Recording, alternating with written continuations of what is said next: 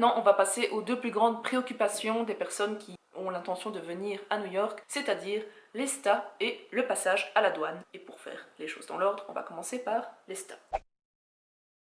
L'ESTA, c'est le programme d'exemption de visa des États-Unis, dont font partie notamment la Belgique et la France, et je pense la plupart des pays européens. Ça vous permet donc de venir ici sans devoir payer un vrai visa et sans devoir faire toutes les démarches. La seule chose que vous devez faire, c'est aller sur un site internet, qui est le site de l'ESTA, qu'on vous mettra, j'imagine, en barre Dans la d'infos. description, ouais. Sur ce site, vous devrez répondre à plusieurs questions. Vous devrez notamment mettre votre numéro de passeport, donc il faut que votre passeport soit en règle à ce moment-là. Et que vous l'ayez déjà avec vous. Et que vous l'ayez déjà avec vous, oui. Et on va vous demander aussi la personne de contact ou l'endroit où vous allez aller aux États-Unis. Donc ça veut dire qu'à ce moment-là, vous devez déjà avoir votre réservation d'hôtel si vous partez à l'hôtel, et vous devez avoir l'adresse de vos amis si vous allez voir des amis. Parce que ça, je pense que c'est les premiers trucs qu'on Et un numéro de téléphone et un nom.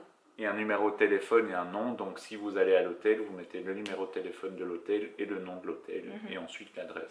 Et ils vont vous poser des questions aussi au niveau de la santé, du style, est-ce que vous avez déjà été dans tel ou tel pays d'Afrique ou tel pays tropical par rapport aux éventuelles maladies que vous pourriez amener aux États-Unis. Et surtout, pour ces questions-là, et pour l'ESTA en général, ne faites pas les petits rigolos, hein.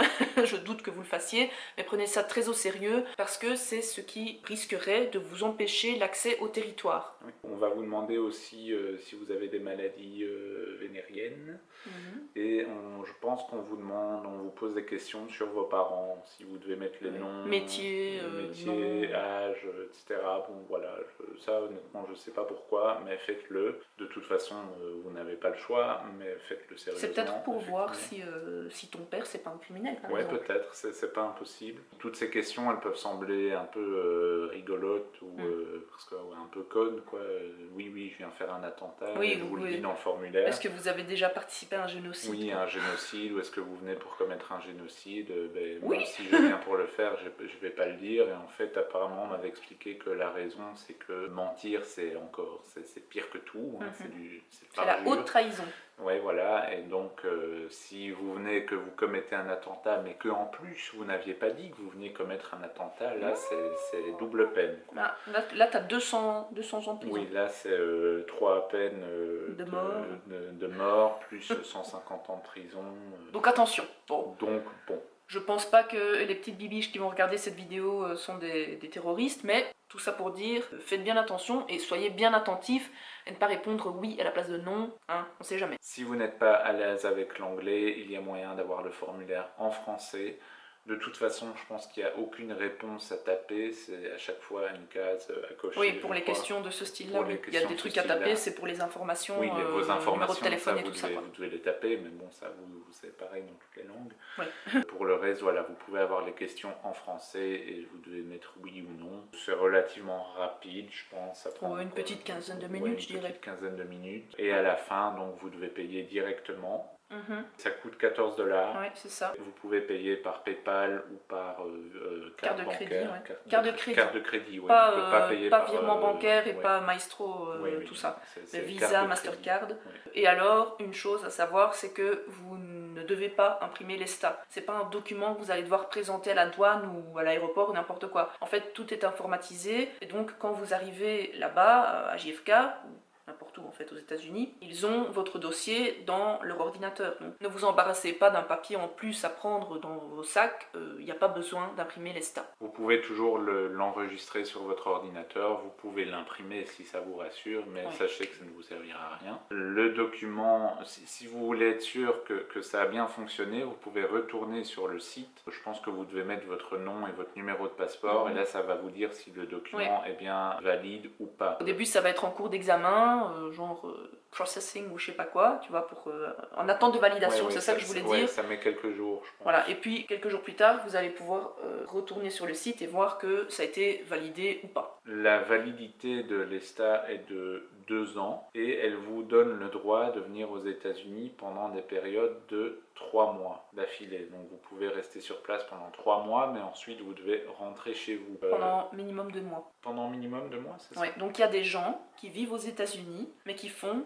3 mois ici, 2 mois genre en France, 3 mois ici, 2 mois en France. C'est 2 mois, je sais. Oui, c'est 2 mois minimum. Ok. Ouais. Si vous avez déjà fait de l'ESTA il y a quelques temps, mais vous êtes plus sûr qu'il est toujours valable, mais de nouveau, vous pouvez aller sur le site et vérifier qu'il est bien valable. Il n'y a pas d'autres formalités pour venir aux États-Unis pour l'instant. Après, vu la situation politique actuelle, il n'est pas impossible que ça change, c'est ce que j'ai entendu. Les États-Unis doivent se prononcer sur la question dans le courant du mois de mars pour la Belgique. Il vaut mieux se tenir au courant. L'idéal donc c'est de consulter le site de l'ambassade américaine ou le site du ministère des Affaires étrangères de votre pays pour voir si vous bénéficiez toujours du programme ESTA. Parce que si c'est pas le cas, vous devrez faire une demande de visa. Je pense que dans ce cas-là, il y a même un entretien à l'ambassade, etc. Là, ça prend plus de temps. Donc si vous entendez que l'ESTA n'existe plus ou ne nous concerne plus, prenez-y vous bien à l'avance parce que là, le visa, j'ai aucune idée du temps que ça peut prendre, mais j'imagine que c'est comme le passeport, c'est quelques semaines. Une fois que vous allez descendre de l'avion, vous allez vous diriger vers la douane. Les Américains ont une file à part. Les détenteurs d'un visa diplomatique ont aussi une file à part et qui est beaucoup plus rapide parce qu'il y a moins de diplomates que de touristes en général. Et il y a une file réservée aux personnes qui ont un ESTA, donc en principe ce sera vous. Et je n'ai qu'une phrase à vous dire, brace yourself, donc prenez votre courage à deux mains parce que selon le nombre de personnes qu'il y aura avant vous, ça peut prendre un petit temps, entre 40 minutes et 1 heure d'attente. Pour ma part, l'an dernier, j'avais attendu environ 50 minutes, donc c'est vrai que c'est très long. Quand vient enfin votre tour, vous devez présenter votre passeport et votre déclaration de douane qu'on vous a donnée dans l'avion à l'agent de douane, qui sont des policiers en fait. Lui va d'abord vérifier que la personne qui est en face de lui correspond bien à la photo sur votre passeport. Et puis il va, je pense, vous prendre en photo. Il y a une webcam en fait, donc il va vous demander de vous mettre devant la webcam, vous prendre en photo. On va également prendre vos empreintes digitales sur un petit appareil électronique, chose que vous aurez déjà fait aussi en Belgique, on le fait pour le passeport. Donc voilà, c'est simplement, s'il vous montre un truc et que vous ne comprenez pas et qu'il vous montre ses mains, ben, ça veut dire il faut mettre tous vos doigts bien à plat. Voilà. Ah ouais, tous vos doigts, c'est pas rien que les index? Non, non, c'est tous les doigts. Ah ouais, Je me souviens déjà plus. Je pense que la façon de le faire, c'est d'abord le pouce et puis la main. les 4 autres doigts. Et ensuite, c'est là le grand moment, il va vous parler. En anglais, forcément. Il est possible, c'est pas obligatoire, il est possible qu'il vous pose des questions, une question, plusieurs questions, ça on ne le sait pas, ça dépend si c'est une personne sympathique, si elle est de bonne humeur, si c'est la fin de sa journée, etc. Bref. Si vous avez une tête de bandit. En général, il vous demande si vous avez voyagé en Amérique latine récemment ou en Afrique, simplement à cause d'Ebola et du Zika. On peut vous demander l'endroit où vous allez loger. Ils ont déjà l'information sur la déclaration de douane, parce que normalement vous l'aurez indiqué, donc parfois ils font ça juste pour vérifier qu'elle correspond bien. Ayez-la en tête et ayez-la sur vous. En tout cas, ayez un document qui vous rappelle de nouveau vos papiers de réservation, numéro de téléphone, pour que vous puissiez donner les informations, le numéro de téléphone, que ce soit celui de l'hôtel où vous allez ou celui de vos amis, parce que l'agent de douane peut très bien décider d'appeler l'hôtel ou les amis pour vérifier qu'effectivement vous êtes attendu. Ça c'est la seule chose. Après oui, on peut vous poser d'autres questions, mais... Moi, on m'avait demandé quelle était la raison principale de mon séjour aux États-Unis. Ça, on risque de vous le demander. J'avais simplement dit, je viens voir mon petit copain. Voilà. Vous dites tourisme et c'est tout. Oui, c'est ça, et en fait, ce que je conseille, si vous n'êtes pas spécialement à l'aise avec l'anglais, si vous parlez pas anglais, parce que ça arrive, apprenez quand même quelques phrases, déjà pour le voyage en général ça peut être bien, mais pour la douane, apprenez des phrases telles que I'm here for the holidays, je suis ici pour les vacances, ou tourism pour pouvoir dire tourisme, parce que bon, je suppose qu'ils voient quand même plein de gens qui parlent pas l'anglais par jour, mais comme dit Mathieu, s'il y en a un qui est mal tourné, si même vous faites un minimum d'efforts, ça leur fera plaisir. Oui, mais je veux dire, ça tombe, il y en a un, il va faire genre, il comprend pas, ou il va être chiant, quoi, tu vois, donc apprendre quelques phrases, ou dire I am here to visit my friends, si vous venez voir des amis, ils vont dire ok c'est bon, et ils vont pas poser de questions, quoi, tandis que si vous êtes là et que vous savez rien répondre du tout, je vais pas dire qu'ils vont être méchants ni rien, mais ils vont peut-être plus gratter, quoi. Ouais, peut-être, Après aussi, si vous parlez bien anglais, ne leur parlez pas. Ne leur posez pas de questions, ne faites pas la conversation, ne faites pas de blagues. Non, pas de blagues à Après, l'aéroport. bon, c'est toujours... moi, la première fois, le gars était super sympa, il m'a demandé où j'allais vivre, il m'a parlé du quartier et tout. Ils peuvent être sympas, c'est juste que eux, c'est leur boulot, c'est tout, ils sont là pour contrôler les gens, point barre. Ne leur demandez pas comment vous devez aller à l'hôtel, enfin, ne leur posez pas de questions de touristes, et ne leur posez pas de questions du tout, et n'essayez pas vraiment de sympathiser, quoi. Voilà. Après, s'ils sont sympas, ben, souriez, et c'est tout. Mais en général, le plus long, c'est vraiment d'attendre, d'arriver jusque-là, mais quand on est là, ça prend, pour une personne, ça prend 3-4 minutes, grand max. Si vous êtes en famille, ben, voilà, ça va peut-être vous prendre 10 minutes, le temps que tout le monde mette ses doigts, et voilà, mais franchement... c'est très rapide et il n'y a rien d'inquiétant là-dedans. Non, il ne faut pas avoir peur. Si ça peut arriver quand même, pour une raison ou une autre, ils décident de vous emmener dans une petite pièce pour vous poser davantage de questions. Par exemple, là, ils vont le faire s'ils veulent appeler l'hôtel. Ne stressez pas si vous n'avez rien à vous reprocher.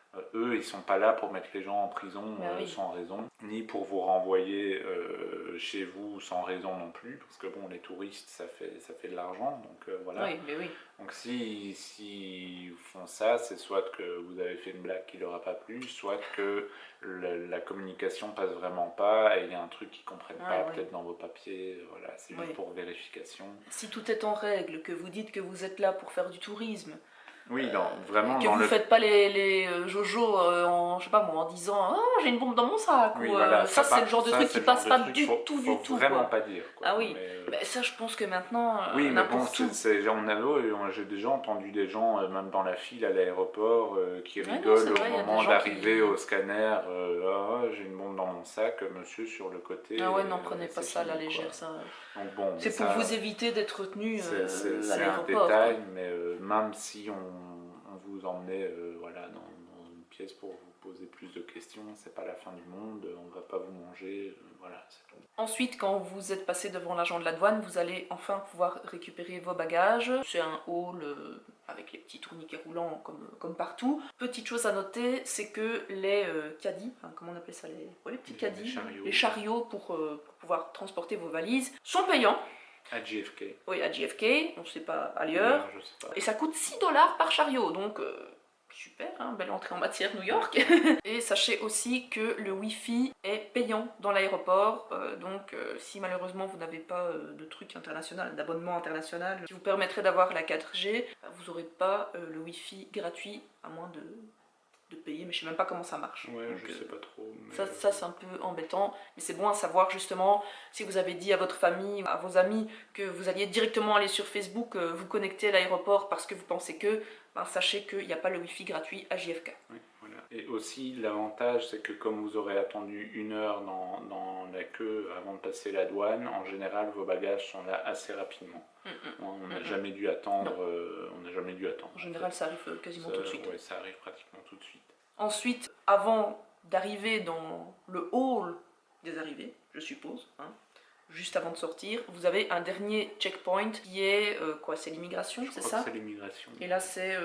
Est-ce qu'on ne doit pas représenter le papier des douanes? Non. Moi, je le fais, mais je crois qu'ils s'en foutent. Ouais, non, en fait, c'est vraiment. Là, ça dure. Vous devez de nouveau donner votre passeport. Ouais, ça dure royalement 10 secondes. Ouais. Quoi. Le type, il regarde le passeport, c'est vraiment la dernière vérification en fait, souvent, pour dire deux, quoi. Je me demande quand même si c'est pas là qui vérifie éventuellement ce qu'on a dans les bagages. Ah, c'est pas impossible. Parce que c'est souvent là qu'il y a des policiers avec des chiens. Oui, c'est vrai.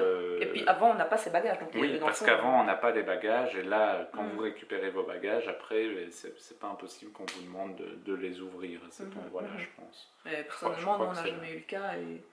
Et si on n'a pas à se faire ouvrir la valise, enfin, si ils ne veulent pas ouvrir notre valise, ça prend royalement 20 secondes, ils regardent le passeport et puis ça y est, on est enfin dans le hall des arrivées. En fait, c'est un peu une zone tampon, je pense, où les chiens peuvent détecter. Moi, j'avais vu pendant mon premier voyage un gars, le chien a foncé sur sa valise, donc le flic directement l'a fait mettre sur le côté. Et il avait certainement de la nourriture. Du saucisson. Je sais pas, après, oui. J'imagine que le gars n'est pas venu avec de la coke. On sait pas, il y a peut-être des gens qui sont un peu bêtes. Hein.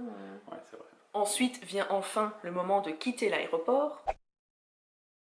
Quand vous avez passé le dernier checkpoint et que vous arrivez dans le hall juste avant de sortir, vous allez avoir plusieurs options pour quitter l'aéroport. Soit vous avez des amis sur place, vous les appelez, soit vous avez internet qui est quand même intéressant et vous pouvez appeler un Uber si vous avez l'application, soit vous pouvez prendre le métro, Mathieu va en parler juste après, soit vous pouvez prendre un taxi. Mon conseil, c'est de ne pas prêter attention à toutes les personnes. En général, ce sont des petits monsieur avec des pancartes qui vont crier « Taxi, taxi, taxi, taxi pour aller dans Manhattan ». Je sais pas si c'est des arnaques ou pas, mais c'est pas des taxis agréés de New York. Et honnêtement, je me laisserai pas embarquer par ces gens-là. Mais vous allez voir, franchement, vous pouvez pas le louper quand vous sortez du hall à bagages. Directement sur la droite, il y a un endroit où c'est mis taxi.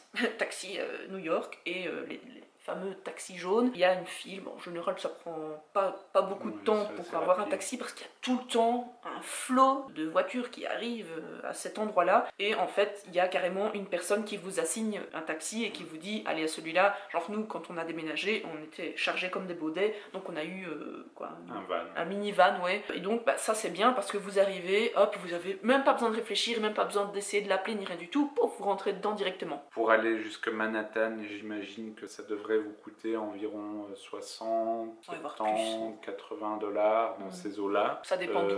Oui, ça dépend d'où dans Manhattan. Si vous allez dans Brooklyn, ça dépend où aussi, mais nous on avait payé une quarantaine de dollars. C'est une option intéressante si vous êtes à plusieurs, si vous êtes déjà en couple, bon, ça reste plus confortable dans tous les cas. Si vous êtes un couple avec des enfants par exemple, là c'est vraiment je pense l'idéal. L'autre option qui est plus économique, c'est le métro. Il y a d'abord ce qu'ils appellent Air Train, qui est en fait la navette de l'aéroport. Je me souviens plus exactement du prix, juste pour cette navette, mais il me semble que c'est entre 5 et 10 dollars. Je pense que c'est pas plus 10 dollars et c'est pas moins de 5 dollars. Ça on pourra le mettre à l'écran si on trouve le prix. Vérifier, oui. Et donc ça vous emmène en fait jusqu'à la première ligne de métro qui se trouve là, c'est toujours le Queen je pense, et qui vous emmène dans Brooklyn jusque dans Manhattan même, en fait. C'est la ligne J. C'est la ligne J et Z je crois.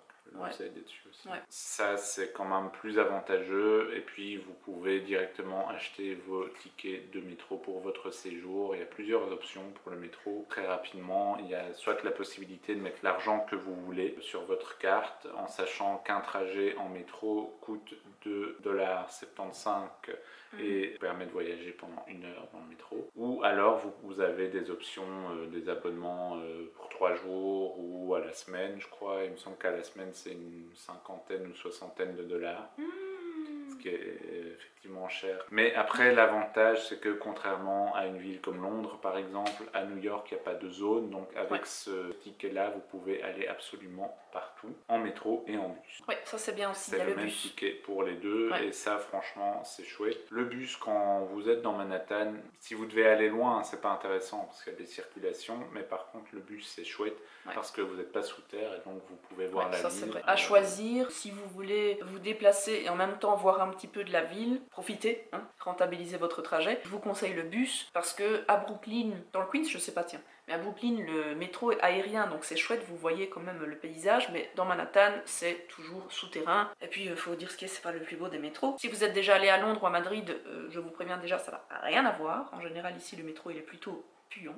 Oui, faut dire ce qui est. Il est vieux, il fait beaucoup vétuste. De bruit, pas agréable. Non, il n'est pas super agréable, surtout que peu importe l'heure, en général il y a des gens, beaucoup de gens. Il y a toujours du monde. Et donc c'est vrai que le bus c'est une chouette alternative et moi ce que j'aime bien c'est de justement prendre le bus sur une ligne, en fait par exemple la ligne qui va de l'est à l'ouest et alors vous voyez tout sur certaines rues, ou tout sur une avenue si vous allez du sud au nord, et vous n'êtes pas spécialement obligé de prendre les bus, genre les bus londoniens là, avec le toit ouvert, les bus c'est quoi, c'est hop-on, hop-off, c'est ça? Oui, ça c'est les bus touristiques qui vous emmènent, ça c'est un truc vraiment pour le coup que je vous déconseille, c'est les bus touristiques qui vous emmènent dans tous les points d'intérêt de la ville, parce que en fait ça met une plombe quand vous êtes du côté de Central Park, vous montez dans ce bus-là. Moi, je l'ai fait, hein, c'est pour ça que oui, j'en parle. Vous mettez 3 heures, en fait. Le truc intéressant avec ces bus-là, c'est qu'il y a un guide à bord qui va vous parler de la ville, qui va vous dire devant quoi vous êtes en train de passer, etc.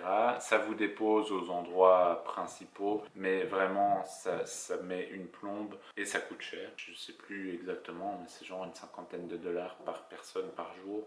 Le métro est clairement rentabilisé. Et puis si vous venez à New York, j'imagine que vous aurez déjà fait un petit plan de ce que vous voulez voir, donc c'est plus intéressant. Le bus, ou regarder nos vidéos. Ou le métro, ou regarder nos vidéos, effectivement. Mais ouais, c'est vrai que moi les bus comme ça touristiques, c'est pas trop mon truc. Donc, honnêtement, à New York, ça vaut pas la peine. Dans d'autres villes peut-être, mais à New York, je vous le déconseille. Ouais, pour voir un peu déjà de la ville, le bus normal, c'est déjà chouette, je trouve. S'il y a des endroits que vous voulez juste voir comme ça, en passant, et puis même juste voir la ville, c'est chouette. C'est une autre ambiance quoi, que le métro. Voilà pour les petits conseils qu'on avait à donner à celles et ceux d'entre vous qui envisagent peut-être de venir à New York. J'espère que ça vous aura été utile. Si vous avez des questions, n'hésitez pas à les poser en commentaire. J'imagine que votre bibiche nationale se fera une joie d'y répondre. Oui, ou peut-être que ça nous donnera matière à faire une prochaine FAQ ou une prochaine vidéo. N'hésitez vraiment pas. J'espère que cette vidéo vous aura plu. N'oubliez pas, en attendant la prochaine, que vous pouvez me rejoindre sur les réseaux sociaux et, comme l'a dit le Crelet, vous pouvez bien sûr laisser tous les commentaires que vous voulez, que ce soit, comme on l'a dit plus tôt, pour les hôtels, pour les compagnies aériennes, éventuellement pour d'autres conseils qu'on aurait oublié de donner. S'il y a des sujets qu'on n'a pas abordés, si vous avez encore des interrogations ou des craintes par rapport à la préparation du voyage, parce qu'on s'est quand même focalisé un peu là-dessus aujourd'hui, surtout n'hésitez pas, vous savez bien qu'on est là pour vous. En attendant la prochaine vidéo, moi je vous fais des gros bisous et je vous dis à très bientôt. Salut.